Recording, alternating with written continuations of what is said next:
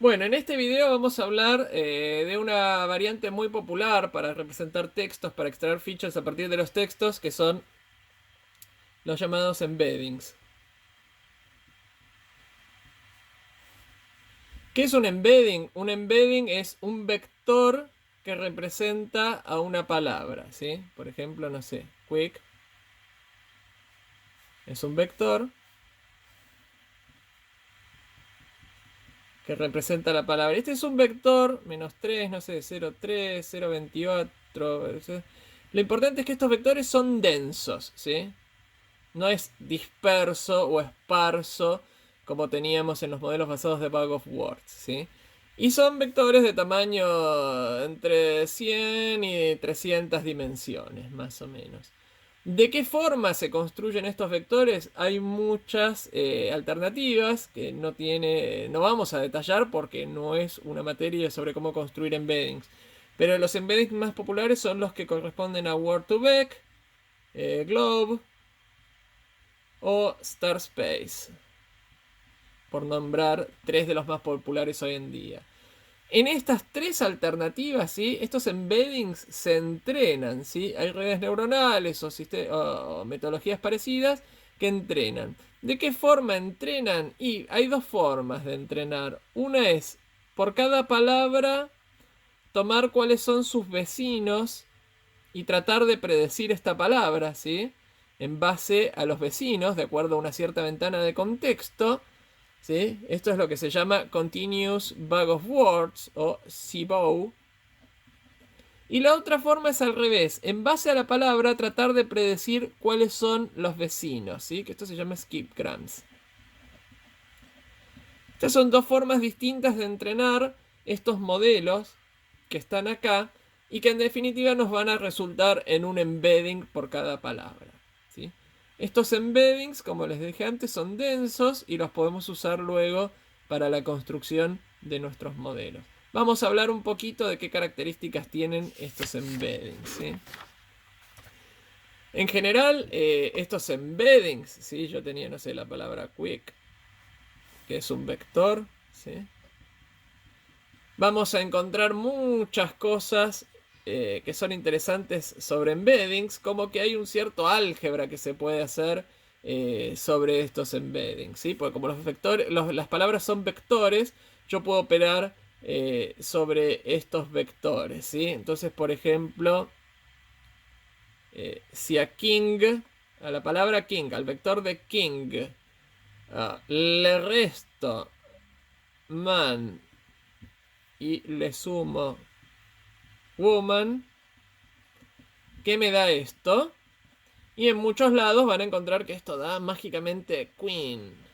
Entonces uno dice, wow, ¿no? Estos embeddings son para mí maravillosos porque king menos man más woman me da queen. Vamos a analizar qué es todo, qué es esto, ¿no? Cuando los embeddings, cuando hablamos de embeddings y hacemos este tipo de analogías maravillosas, ¿qué es lo que estamos haciendo en realidad? La semejanza entre palabras de los embeddings en general se define como el coseno, ¿sí? Estos son vectores densos y la semejanza que se usa es el coseno. Entonces cuando hacemos king menos man más woman, lo que buscamos es el x acá más cercano a esta cuenta, ¿sí? Esto me da un vector. Entonces buscamos el vector más cercano a king menos man más woman. Y vamos a encontrar que el vector más cercano es queen, con la distancia coseno. Pero en realidad no vamos a encontrar eso. ¿Saben cuál es el vector más cercano a king menos man más woman? El vector más cercano es king. Precisamente. Pero king lo descartamos, pues decimos king es lo que está acá. Entonces el siguiente más cercano es queen y todo es maravilloso y funciona como queríamos. Pero hay que tener cuidado, porque si analizamos que el vector más parecido a esto es king, entonces lo que estamos haciendo al hacer king menos man más woman es encontrando el vector más parecido a king. ¿Por qué? Y porque man y woman, estas dos palabras en general tienen vectores parecidos. Entonces esto tiende a cero. Si esto tiende a cero, lo que estamos buscando acá es lo más parecido a king. Y tiene sentido muchas veces que lo más parecido a king sea queen. Pero entonces los embeddings ya no tienen una magia, ¿sí? En realidad lo que estamos haciendo, ¿sí? Esto aparece Queen acá simplemente porque Queen es parecido a King y no por esta diferencia mágica que tenemos acá. Entonces el propósito de este video era desmitificar un poco estos embeddings. En muchos casos las tareas de analogía, ¿sí? Estas tareas de encontrar analogías entre palabras, ¿sí? Por ejemplo, no sé, si yo tengo Francia, le resto París y le sumo Italia, ¿esto qué me da? Bueno, me va a dar Francia. Y el segundo valor, ¿cuál va a ser? ¿Sí? Me va a dar, pero me va a dar París y esto me va a dar Roma, ¿sí? Eh, Perdón, esto le sumo Francia, le resto París y se lío acá, ¿sí? Tengo dos opciones, declararlo blooper o hacerlo de nuevo. Vamos a hacerlo de nuevo. Yo tengo Francia, ¿sí? Y sé que la capital de Francia es París, ¿sí?